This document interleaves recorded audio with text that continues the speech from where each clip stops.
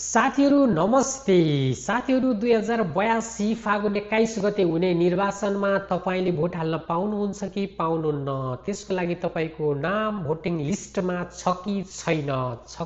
अब कसरी चेक गर्ने त हो? आज म तपाईँहरूलाई मोबाइलबाट नै आफ्नो नाम छ कि छैन चेक गर्नको लागि सजिलो तरिका बताउन गइरहेको छु। यदि तपाईँको नाम चाहिँ भोटिङ लिस्टमा छैन भने कसरी अप्लाई गर्ने त्यस विषयमा पनि म भिडियोको अन्तिमतिर बताउने छु। यदि तपाईहरु यस विषयमा जान्न र बुझ्न चाहनुहुन्छ भने भिडियोलाई अन्तिमसम्म स्किप नगरिकन हेर्नुहोला। हो साथीहरू, अब चाहिँ हामीले यो चुनावमा भोट हाल्नै पर्छ, चाहे देशबाट होस् चाहे विदेशबाट होस्, जहाँबाट भए पनि हामीले भोट हाल्नु पर्छ ताकि हाम्रा पुराना नेपाली कांग्रेस, माओवादी, एमाले जस्ता भ्रष्टाचारी पार्टीहरूको अन्त्य होस्। त्यसैले पनि तपाईहरुले भोट हाल्न अनिवार्य रूपमा पर्छ, हाल्नु पर्छ, अन्यथा ती पुराना पार्टीहरूले फेरि राज गरिरहनेछन्। हो साथीहरु, आज म तपाईहरुलाई बताउने छु कि त्यसको लागि साथीहरु सबैभन्दा पहिला तपाईहरु क्रोम ब्राउजरमा जानुहोस्। क्रोम ब्राउजर मैले खोलिसकेको छु। क्रोम ब्राउजरमा गएर सर्च बक्समा तपाईले टाइपिङ गर्नुपर्ने हुन्छ appyvrlectation.gov.np भनेर टाइपिङ गर्नुस् अनि सर्च गर्नुस्। सर्च गरिसकेपछि यस्तो खालको इन्टरफेस खुलेर आउनेछ। साथीहरु, यहाँ लेखिएको छ निर्वाचन आयोग नेपाल। यस्तो खालको पेज खुल्नेछ र तपाईले चाहिँ सबैभन्दा पहिला त म तपाईहरुलाई चाहिँ आफ्नो नाम खोज्नको लागि सिकाउने छु। अनि नाम भेटिनु भएन भने बल्ल दर्ता गर्ने प्रक्रियाको बारेमा अन्तिमतिर बताउने छु। यहाँ तपाईले देख्न सक्नुहुन्छ मतदाता नामावली खोज्नुहोस् भनेको छ, त्यसमा क्लिक गर्नुहोस्।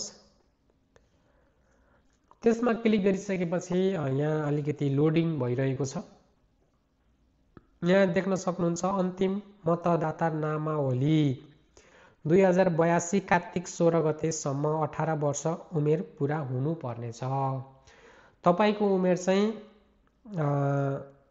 18 वर्ष पुग्नु पर्ने छ, अन्यथा तपाईले भोट गर्न सक्नुहुन्न र तपाईले चाहिँ आफ्नो नामावली दर्ता गर्नको लागि कार्तिक 16 गतेसम्म पाउनुहुनेछ।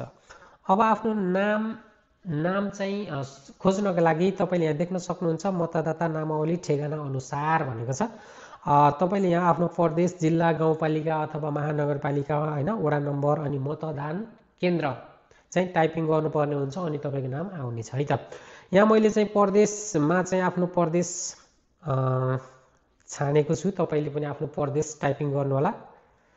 त्यसपछि जिल्ला पनि आफ्नो जिल्ला यहाँ टाइपिङ गर्नु होला। मैले चाहिँ आफ्नो जिल्ला टाइपिङ गरेको छु र तपाईले चाहिँ आफ्नो महानगरपालिका हो कि उपमहानगरपालिका हो, गाउँपालिका के हो त्यो टाइपिङ गर्नु होला। त्यसपछि तपाईले आफ्नो मतदान केन्द्र भन्नाले चाहिँ तपाईले भोट गर्ने स्थान कुन हो त्यो स्थान चाहिँ चुज गर्नुपर्ने हुन्छ। मैले चाहिँ यहाँ चुज गर्ने छु। वडा छान्नु पर्ने छ पहिला। वडा छानिसकेपछि मतदान केन्द्र। किन टच हुँदैन र बाबु? ल, मतदान केन्द्र पनि तपाईले छनौट गरिसकेपछि जस्ट यहाँ देख्न सक्नुहुन्छ सबमिट भनेको छ, यसमा क्लिक गरिदिनुहोस्। मैले क्लिक गरिदिएको छु। यहाँ सबै डिटेल्सहरु मैले भरिसकेँ।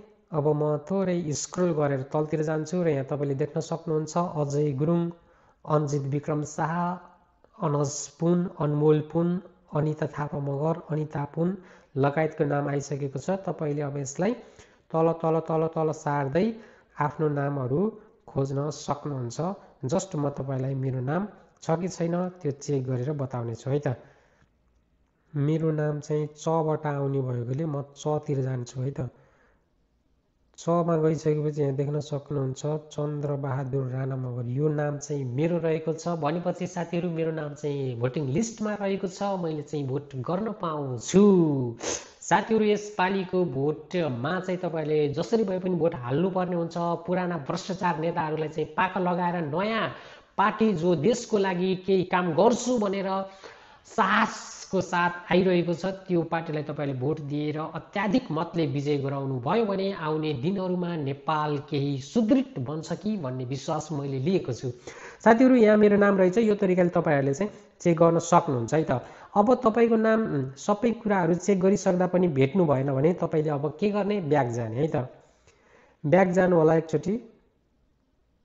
ब्याक गइसकेपछि यहाँ देख्न सक्नुहुन्छ तपाईँले चाहिँ नयाँ दर्ता मतदाता नामावलीमा नयाँ नाम दर्ता गराउनको लागि भनेको छ, यसमा क्लिक गर्नुहोस्।